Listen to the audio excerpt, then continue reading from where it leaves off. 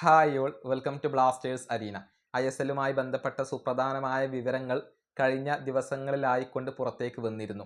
അതായത് അടുത്ത 4 വർഷത്തേക്ക് ക്ലബ്ബുകളായിരിക്കും ISL നടത്തുക എന്ന സുപ്രധാനമായ വിവരമായിരുന്നു പുറത്തേക്ക് വന്നിരുന്നത്.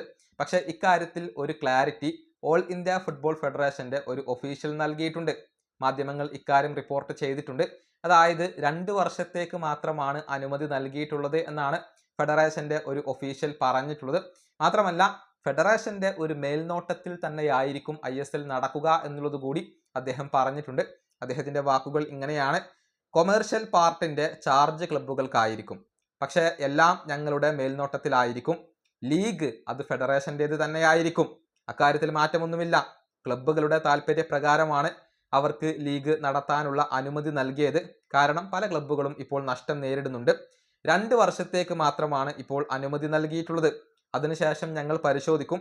അതിനുശേഷം മാത്രമാണ് 5 വർഷത്തേക്കോ 15 വർഷത്തേക്കോ നൽകണോ വേണ്ടയോ എന്നുള്ളത് ഞങ്ങൾ തീരുമാനിക്കുക. ഇപ്പോൾ 2 വർഷത്തേക്ക് മാത്രമാണ് ക്ലബ്ബുകൾക്ക് അനുമതി നൽകിയിട്ടുള്ളത്. ജീനിയസ് സ്പോർട്സുമായി ഞങ്ങൾ സംസാരിക്കും, അവരും ഇതിന്റെ ഭാഗമായിരിക്കും.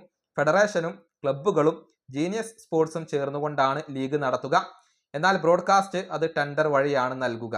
ഇതാണ് ഇപ്പോൾ ഓൾ ഇന്ത്യ ഫുട്ബോൾ ഫെഡറേഷന്റെ ഒരു ഒഫീഷ്യൽ പറഞ്ഞിട്ടുള്ളത്. മാധ്യമങ്ങൾ ഇക്കാര്യം റിപ്പോർട്ട് ചെയ്തിട്ടുണ്ട്.